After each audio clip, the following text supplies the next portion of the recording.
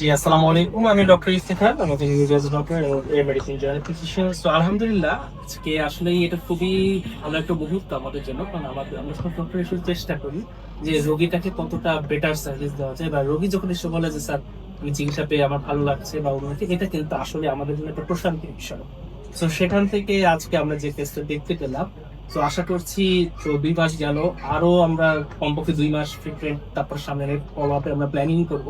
এই সবকিছু মিলে ধীরে ধীরে আরো বেটার আপনার রেজাল্ট পাবেন, এবং আমরাও আশা করি যে আপনারা এই ভালো থেকে ভালো আরো ভালো এইরকম সফলতার গল্প আমরা শুনতে পারবো। আর এখানে আমি একজন অ্যালোপ্যাথি চিকিৎসক হিসেবে আছি। আমরা আসলে এখানে সম্মিলিত ভাবে চিকিৎসাটা দিচ্ছি, যে যার অ্যালোপ্যাথির যে সাপোর্ট গুলো প্রয়োজন আমরা দিচ্ছি।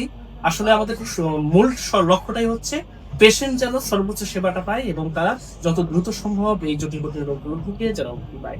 তো এই সম্মিলিত প্রয়াসে আমরা এগিয়ে চলেছি এবং আশা করি আপনারা সবাই আমাদের সাথে থাকবেন।